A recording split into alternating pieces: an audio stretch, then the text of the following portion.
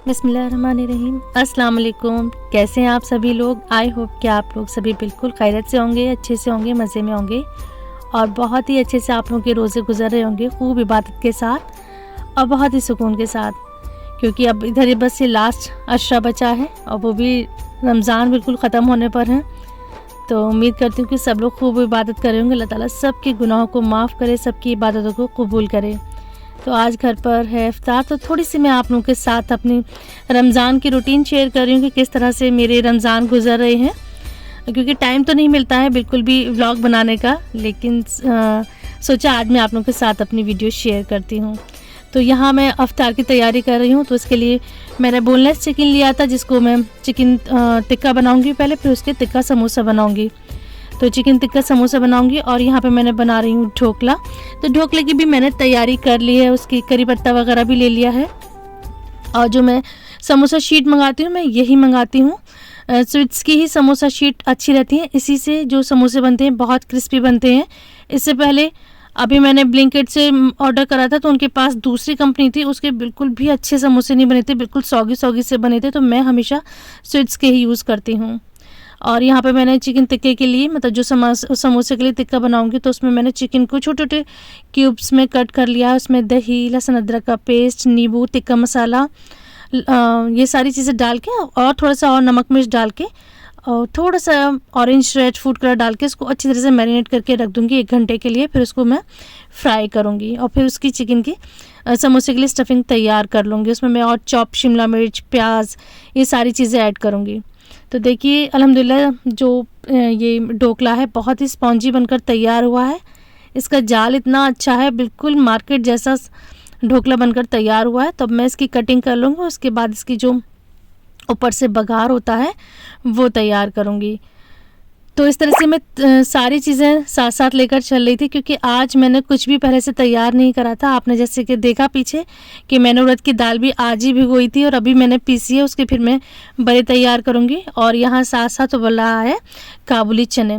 तो आज मैं काबुली चने की चाट बनाऊँगी। तो मैं हमेशा ऐसे ही करती हूँ, जो भी मैं चना, मटर, राजमा या उड़द की दाल, इस तरह की बादी चीज़ें बनाती हूँ, तो पहले मैं इसको खुला 10 मिनट के लिए बॉईल करती हूँ और इसके ऊपर जो ये झाग आते हैं, जब तक ये झाग ख़त्म नहीं हो जाते, मैं इसको इसी तरह से हटाती रहती हूँ।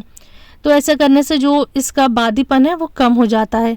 तो आप लोग भी इस तरीक़े को अपनाया करिए और जब भी आप इस तरह की चीज़ें बनाएं तो इसके पहले झाग हटा दिया करिए, फिर उसके बाद इसमें कुकर की लिड लगाकर मैंने इसको बॉईल कर लिया है। तो अब ये जो मैंने ढोकले का बघार तैयार करा था, ये थोड़ा ठंडा हो गया। अब इसमें बहुत सारा नींबू डाल लूँगी और इसके बाद में सारा ये जो बघार है इसको मैं ढोकले के ऊपर पोर कर दूंगी। तो इसमें मैंने डाली है राई, हरी मिर्च, करी पत्ता और सफ़ेद वाले तिल। इससे मैंने इसका बघार तैयार करा है और साथ ही डाल दी है चीनी और लास्ट में डाला है नींबू। तो इस तरह से बड़ा खट्टा मीठा सा इसका जो टेस्ट है वो बनकर तैयार हो जाता है। साथ साथ यहाँ पर कस्टर्ड के लिए मैं जेली भी बना रही थी।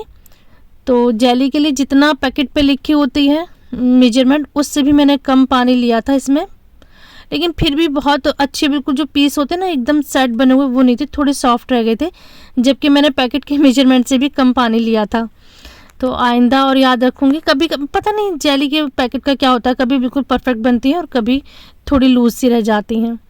तो ज़्यादा तो मैं, क्योंकि मुझे बहुत सारी चीज़ें एक ही दिन करनी थी, मेरी पहले से प्रिपरेशन नहीं थी, क्योंकि अब आखिर के रोज़े हैं, समोसे भी ख़त्म हो गए हैं, दही बड़े भी जो फ्रीज़ करके रखी थी वो ख़त्म हो गए हैं, और मैं भी छोले वगैरह, काले चने, सफ़ेद चने उबाल कर फ्रीज़र में रखती हूँ, वो सब ख़त्म हो गए थे।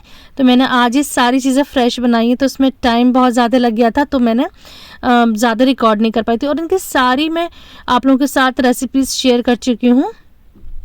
और साथ ही मैंने यहाँ बनाया था वर्मीसेली उपमा, क्योंकि मैं फ्राइड आइटम नहीं खाई, तो यहाँ मैंने अपने जो अंडे के सैंडविच होते हैं वो भी बना लिए हैं, वर्मीसेली उपमा भी बना लिया है। और अच्छा, चटनी भी आज मैंने फ्रेश ही तैयार करी थी, सौंठ बनी हुई रखी हुई थी, तो चटनी बना ली है आज। लेकिन आज जब मैं रिकॉर्डिंग कर रही हूँ तो मुझे अब सौंठ बना के रखूँगी, इतनी बनाऊँगी कि वो ईद पर भी काम आ जाए।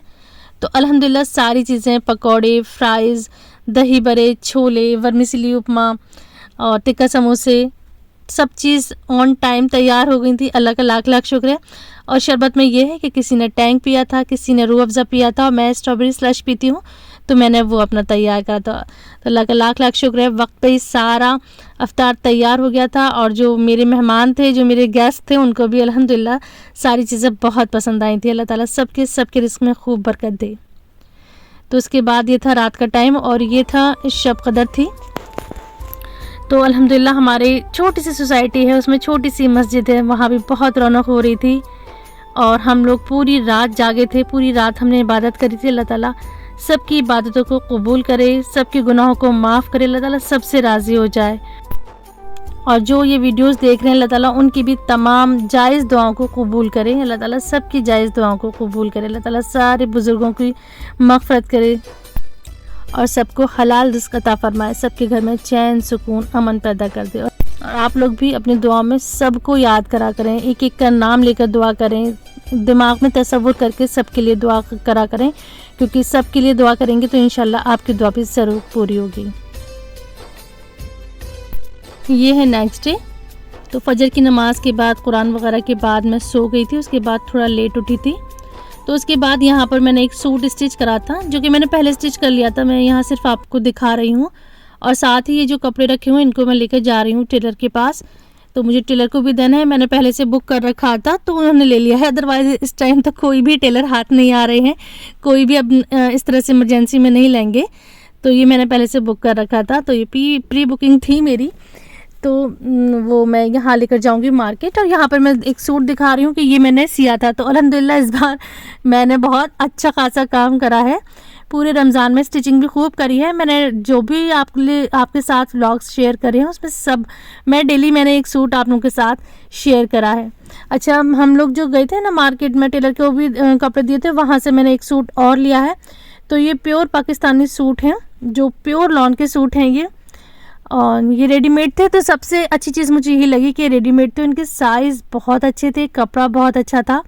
इंशाल्लाह नेक्स्ट वीडियो में दिखाऊंगी कि मैं ईद पर कौन कौन से कपड़े मैंने लिए हैं, कौन कौन से मेरी ईद की ड्रेसेस हैं, इंशाल्लाह ज़रूर दिखाऊंगी। तो आज मैं इसलिए और सुकून से मार्केट चली गई थी। तो आज हमें जाना था इफ्तार में, मुझे कुछ भी नहीं बनाना था। तो इफ्तार की जहाँ इफ्तार है तो वहाँ की तैयारियाँ चल रही हैं। तो ये इफ्तार है मेरी बहन के घर। तो माशाल्लाह इनके यहाँ 150 लोगों का इफ्तार था। अल्लाह ताला इनके इस चीज़ को अल्लाह ताला कबूल करे और इनके रिस्क में खूब बरकत दे।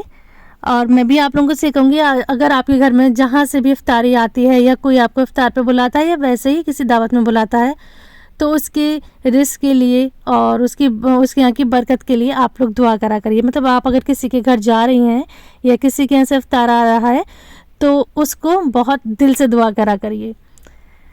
तो यहाँ हम अपनी बहन के घर थे और यहाँ पे माशाल्लाह लेडीज़ का इंतज़ाम बिल्कुल अलग था, जेंट्स का इंतज़ाम बिल्कुल अलग था।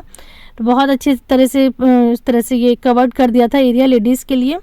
तो मगरिब की नमाज़ से पहले यहाँ पर इफ्तार हुआ था, ये इफ्तार था।